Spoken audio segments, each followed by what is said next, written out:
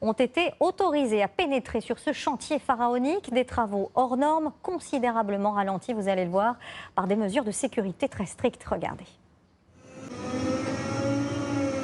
Sans aucune concurrence ou presque dans le ciel de Paris.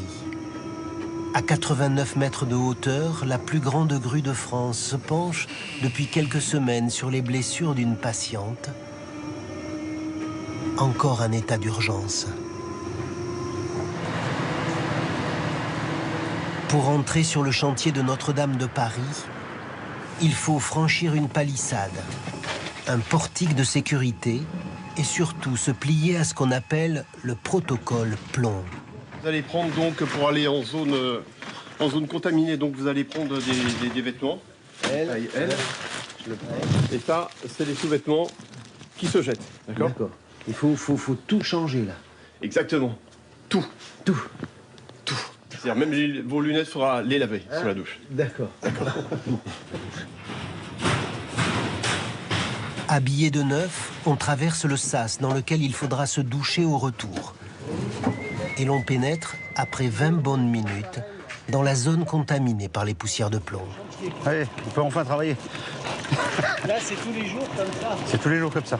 Didier Cuiset et ses équipes avaient construit l'échafaudage avant l'incendie. Il plonge au-dessus, lui, ou pas? De toute façon, à 3, tu plongeras pas. D'accord. Ils doivent maintenant le démonter. Aux contraintes imposées au personnel s'ajoute celle de la météo. Au-delà de 45 km/h de vent, les nacelles sont arrêtées. Et cela arrive souvent. Ouais, on va aller au-dessus. Nous voici à 58 mètres. Là où s'est levée la flèche, il ne reste que l'échafaudage qui devait servir à la restaurer. Il a résisté.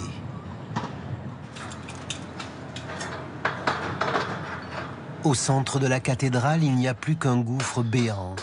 Seul un filet protège le sol de Notre-Dame. On voit comment la furie du feu a tordu et noirci les barres de métal. C'est cette partie qui sera découpée, l'opération sans doute la plus délicate. Dans le milieu, là, il va falloir qu'on mette une poutre entre les deux. Ouais. C'est le côté qui craint le plus, ça. Il faut d'abord achever de renforcer la structure, la ceinturer avec ces grandes poutres rouges pour ne pas qu'elle s'écarte ou qu'elle s'effondre. On va rentrer dans cette grande aventure de découpage et tout ça d'ici 2 semaines, si le climat nous le permet. Et c'est une aventure. C'est une aventure que j'aurais pas voulu vivre. Je préférais l'aventure de monter notre flèche plutôt que cette aventure-là, quoi. Parce que celle-là, elle est stressante quand même. Elle est très stressante. Chaque jour, depuis le mois d'avril, je ne dors pas. Pourquoi? Dès qu'il y a un coup de vent, on est toujours sur la méfiance. Voilà, donc vous vivez avec ça. Les échafaudeurs sont en première ligne, sans relâche, depuis 11 mois. Avec les charpentiers, les maçons, les cordistes, ils ont fait un énorme travail de mise en protection du bâtiment. Et cela continue. Ici, il faut installer un nouvel échafaudage pour monter au-dessus de l'ancien et pouvoir commencer à le scier par le haut.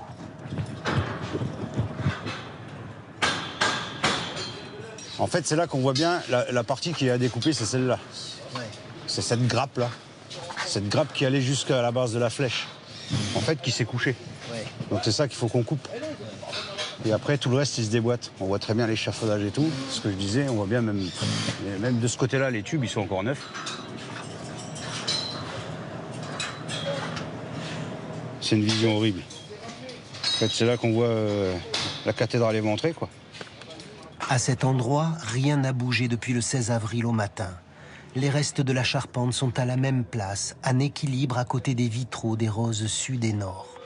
Des capteurs transmettent le plus infime mouvement des murs. À l'intérieur, avec ses points rouges, un système laser prend le pouls de Notre-Dame pour une opération à cœur ouvert. La seule fierté qu'on avait de tout ça, c'était que notre échafaudage était encore debout. Parce que sinon, il aurait fait plus de dégâts. Ah oui, je pense que si cette masse de ferraille serait tombée, oui, ça aurait fait vraiment énormément de dégâts. Sur les côtés, Une forêt de cintres a poussé pour soutenir les arcs-boutants. Au-dessus de la nef, là où la toiture a disparu, les charpentiers achèvent l'installation d'un plancher qui permettra aux cordistes d'aller débarrasser les voûtes, encore encombrées par des résidus de plomb et les vestiges calcinés de la charpente du XIIIe siècle. Et la charpente elle-même, vous aimeriez la refaire? Ah oui, on en rêve même. C'est un rêve pour nous. Allez, on va dire que c'est notre Coupe du Monde. Les spécialistes des travaux acrobatiques ont commencé à nettoyer la tour nord qui avait été attaquée par les flammes. Là aussi, des règles strictes, tenues étanches et masques à ventilation. À chaque sortie, la procédure est la même. Nettoyer le matériel et se doucher pour enlever toute trace de plomb. Les ouvriers se sont accoutumés à cette procédure, mais on peut sentir chez tous les acteurs du chantier une envie d'avancer plus vite et parfois une frustration. Le général Georges Lain, nommé à la tête de la reconstruction de Notre-Dame, partage cette impatience. On est à quelques jours de pouvoir enfin attaquer le démontage de cet échafaudage. Mais tout ça, on le fait dans le respect de la sécurité des hommes, de la sécurité du bâtiment, pas à pas.